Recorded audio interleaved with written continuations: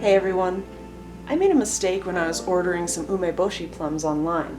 I accidentally got sour salted umeboshi plums, when what I meant to get was a candied, sweet salted umeboshi plum.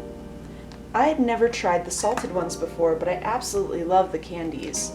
These are delicious. I love them, but a lot of my friends who have tried them aren't really fond. God, I love these. They're so good. Now, when I ordered these, I made the mistake of popping one right into my mouth, and it was nothing but sour and very, very salty. It's almost like a green olive to the max. So I have this whole case and I didn't know what to do with it. So I looked online and I found a video by Tabby Eats Recipes, and he was very helpful. He had 10 different recipes of how to use umeboshi plums. I chose 6 that I really like, and I want to remake those today, but I definitely recommend that you go check out Tabby Eats' channel for all the recipes. So first I'm going to make something that I've actually tried before, and I know it's very easy to make. First you're going to grab some cucumbers, cut off the ends, and personally I don't like the skins too much, so I'm going to take just a little bit of it off. Next you're going to take a rolling pin and just lightly break it apart so it makes marination a little bit easier.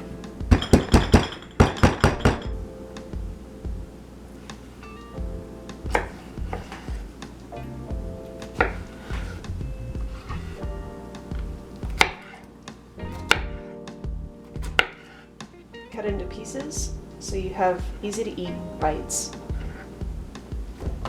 Add your umeboshi plum. I used 2 cucumbers, so I'm going to use 2 umeboshi plums.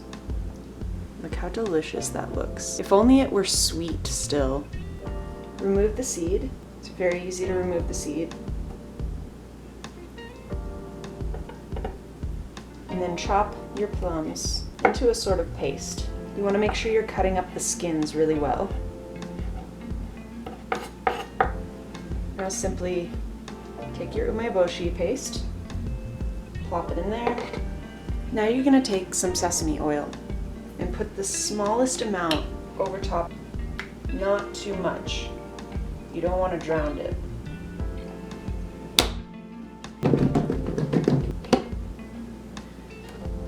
And this may look like a mess, but it's a great palate cleanser. It's absolutely delicious. And the freshness of the cucumber really tones down the saltiness of the plum, and they're a perfect match. I would recommend at least letting this marinate for up to 6 hours. And when it's done, enjoy. I'm gonna put this one in the fridge. Next, I wanted to try something that I've never done before. You can actually make umeboshis into a salad dressing. Tabby Eats had different measurements for his salad dressing, but I'm a little bit interested in altering it for my own taste, so this one will be a little bit different. So I'm going to use half a cup of olive oil, 1/4 cup of vinegar, 1 tablespoon of sugar, 1 teaspoon of soy sauce, and 2 umeboshi. Remember to remove the seeds. And again, chop it into a really fine paste. Put that in.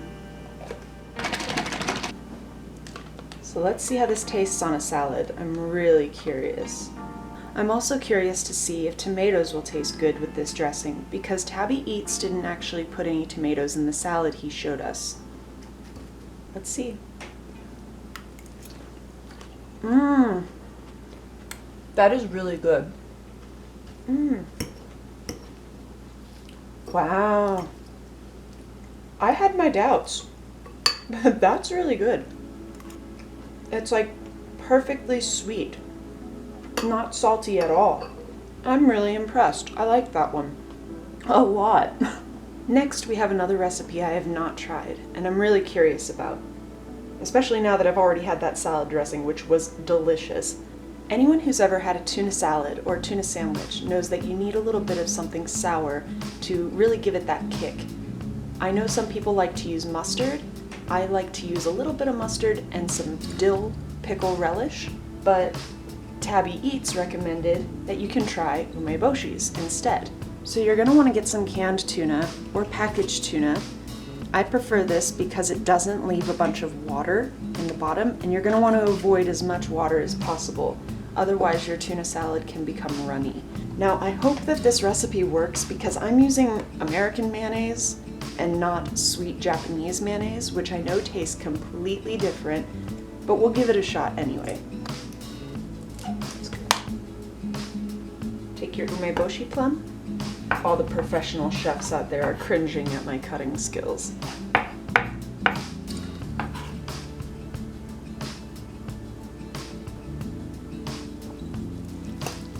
Oh, well, that smells good.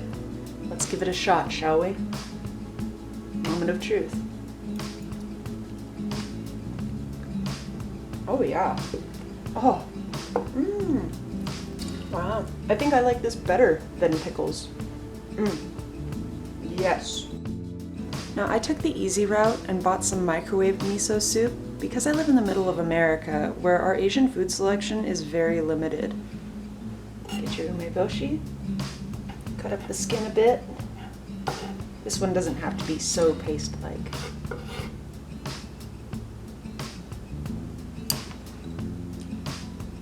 And miso soup is mild enough that the umeboshi plum doesn't overwhelm the taste.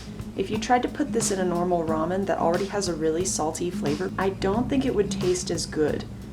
But I am curious to know what other kinds of soup umeboshi plum would work well in. Let's give it a shot. Very mild. That's really good. You could even put 2 umeboshi plums in here if you like salt as much as I do. And finally, we have something very simple. Sticky white rice. You don't have to salt it because the umeboshi plum is going to be your salt.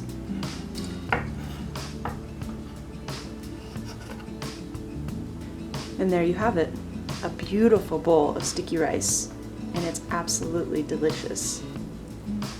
Stir that up.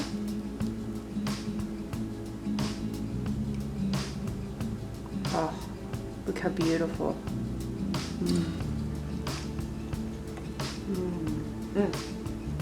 So good. So there you have it, everyone. 5, I said 6 earlier, but I meant 5 delicious recipes that are super easy to make if you have sour umeboshi plums.